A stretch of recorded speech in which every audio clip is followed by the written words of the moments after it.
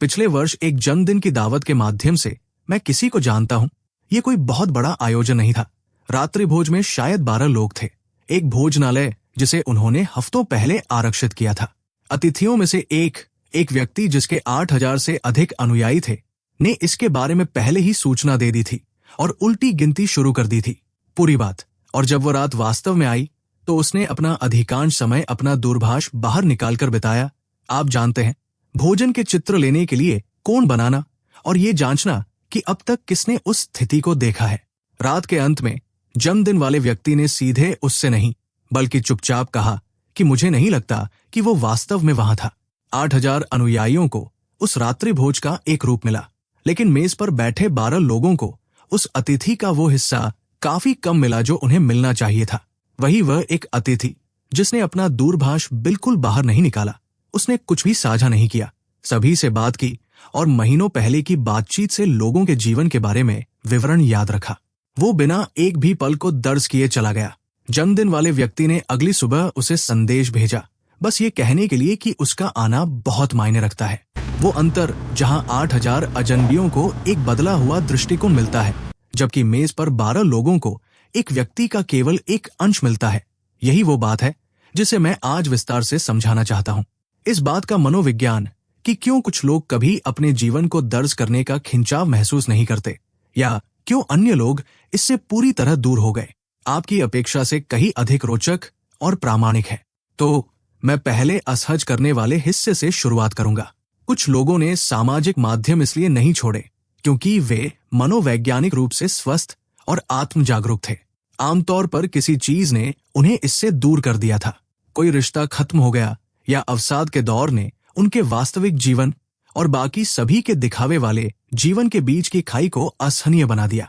किसी ने कुछ वास्तविक साझा किया और उसे या तो अनदेखा कर दिया गया या गलत समझा गया, और उसका प्रकटीकरण, वो संवेदनशीलता जिसका कोई प्रतिफल नहीं मिला, उसने एक ऐसा प्रभाव छोड़ा जो फीका नहीं पड़ा। बहुत से लोगों के लिए इसे छोड़ना कोई शांत सोच समझ कर लिया गया निर्णय नहीं था। ये आत्मरक्षा के अधिक करीब था और इसका उल्लेख करना उचित है क्योंकि ये कहानी की निजता पसंद करने वाले लोग अधिक विकसित होते हैं, कुछ ज्यादा ही सरल है। कभी कभी वे बस ऐसे लोग होते हैं जिन्हें इस व्यवस्था से चोट पहुंची और उन्होंने वापस न जाने का फैसला किया। ये एक पूरी तरह से वैध कारण है और किसी का सच है। जो बात रोचक है वो ये है कि इसके बाद क्या होता है, क्योंकि लगभग सार्वभौमिक रूप से, और यदि ये आप है तो आप इसे पहचान लेंगे। जिन लोगों ने इसे छोड़ा वे कुछ हफ्तों बाद एक विशिष्ट अनुभूति का वर्णन करते हैं। कुछ शांत हो जाता है, कुछ छूट जाने का डर नहीं, बल्कि इसके विपरीत वास्तव में पृष्ठभूमि के उस शोर की तरह जिस पर आपने ध्यान देना बंद कर दिया था और वो अचानक चला गया हो, और आपको एहसास होता है कि आपने सालों से सन्नाटा नहीं सुना था। और जब आप उनसे पूछते हैं कि वे इसके बारे में क्या याद करते हैं, तो उनमें से अधिकांश को लंबे समय तक सोचना पड़ता है और फिर वे आमतौर पर कुछ ऐसा कहते हैं कि मैं वास्तव में इसे बिल्कुल याद नहीं करता। ऐसा शोध है जो ये समझाने में मदद करता है कि वो शांति क्यों होती है। उपभोक्ता अनुसंधान पत्रिका में प्रकाशित एक अध्ययन में पाया गया कि जब लोगों ने वास्तव में ऐसा करने से पहले ही किसी अनुभव को साझा करने की आशा की, तो उन्होंने उस अनुभव का काफी कम आनंद लिया। ये किसी चीज को दर्ज करने की तैयारी करने की मानसिक क्रिया है जो आपको आंशिक रूप से उससे बाहर निकालती है। आप उस पल को जी रहे हैं और साथ ही इसे दर्शकों के लिए तैयार कर रहे हैं, और वे दोनों चीजें प्रतिस्पर्धा करती हैं। जो स्मृति आप बनाते हैं वो उथली हो जाती है और आप उससे कम भावनात्मक जुड़ाव बनाते हैं। निजता पसंद करने वाले लोग, चाहे वे इस अध्ययन से अवगत हो या नहीं, उस कीमत को महसूस करते हैं और किसी बिंदु पर वे इसे चुकाना बंद कर देते हैं। इन लोगों को अक्सर बताया जाता था कि वे अजीब या अलग हैं। उनसे पूछा जाता था कि वे क्या छिपा रहे हैं। एक प्रकार का स्वाभाविक संदेह होता है जो किसी भी ऐसे व्यक्ति पर लक्षित होता है जो इस दिखावे की व्यवस्था में भाग नहीं लेगा, जैसे कि दृश्यता से बाहर निकलना स्वाभाविक रूप से किसी बात की स्वीकारोक्ति है। और ऐसे बहुत से लोगों के लिए जो ये सुनते हुए बड़े हुए हैं, ये खोजना कि उनके हमेशा से महसूस करने के तरीके के पीछे वास्तविक मनोवैज्ञानिक कारण है, ये केवल ये बताए जाने से कि आप सही हैं अलग प्रभाव डालता है। मनोवैज्ञानिक शब्द जो यहाँ सबसे अधिक प्रासंगिक है वो है निजी आत्मचेतना। ये देखने के बजाय कि आपको कैसे देखा जा रहा है, अपने स्वयं के विचारों और भावनाओं की जांच करने के लिए भीतर ध्यान केंद्रित करने की प्रवृत्ति। उच्च निजी आत्म चेतना वाले लोग दुनिया से अलग नहीं होते हैं। वे वास्तव में इसके प्रति अधिक अभ्यस्त होते हैं। बस भीतर ही भीतर वे ध्यान देते हैं कि वे वास्तव में किसी चीज के बारे में क्या महसूस करते हैं, न कि उन्हें क्या महसूस करना चाहिए। वे पूछते हैं कि दूसरों को ये कैसा लगता है, इसके बजाय मैं इस बारे में क्या सोचता हूं। और एक ऐसी संस्कृति में जिसने बाहरी प्रदर्शन के लिए लगभग हर चीज को अनुकूलित किया है, वो दृष्टिकोण एक दोष की तरह महसूस हो सकता है। ये निश्चित रूप से वैसा नहीं है जो ये बनाता है, और इसमें समय लगता है। ये स्वचालित रूप से नहीं होता है। ये स्वयं की एक ऐसी भावना है जिसे स्थिर रहने के लिए बाहरी पुष्टि की आवश्यकता नहीं होती है।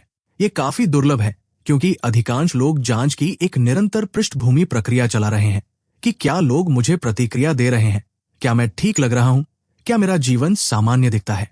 हालांकि निजता पसंद करने वाले लोगों ने कभी अपनी पसंद से तो कभी मजबूरी में उस प्रक्रिया को कम कर दिया। इसकी सामाजिक कीमत वास्तविक है और मैं इसे ईमानदारी से स्वीकार करना चाहता हूं। इसके इर्द गिर्द बनी दुनिया में कुछ साझा न करना एक विशिष्ट प्रकार का टकराव पैदा करता है।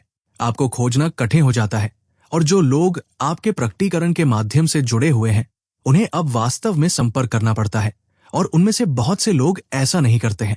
कुछ मित्रताएं उपेक्षा के कारण चुपचाप समाप्त हो जाती है क्योंकि कम प्रयास वाला संपर्क बिंदु खत्म हो जाता है।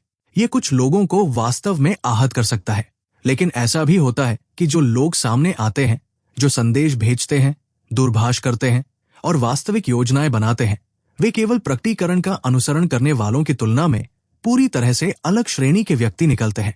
और वयस्क विकास के हार्वर्ड अध्ययन ने, जिसने 80 वर्षों से अधिक समय तक लोगों पर नजर रखी, लगातार पाया कि आपके करीबी रिश्तों की गुणवत्ता दीर्घकालिक स्वास्थ्य और खुशी के सबसे मजबूत संकेतकों में से एक है।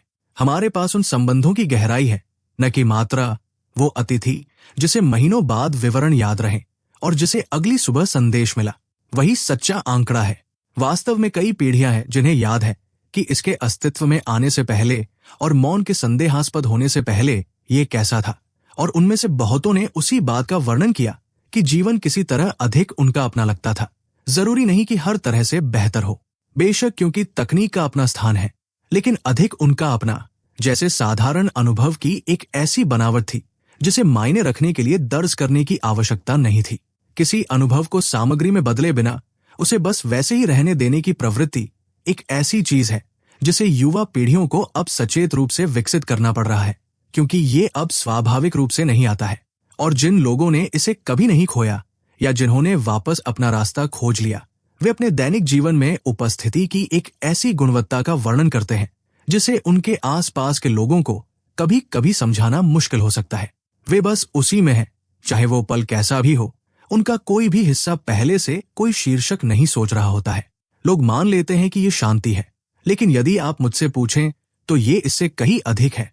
ये स्वामित्व है, ये भावना कि आपका जीवन आपका है, ऐसे तरीके से जिसे किसी ऐसे व्यक्ति को समझाना कठिन है जो वर्षों से उस स्वामित्व को दूसरों को सौंप रहा है।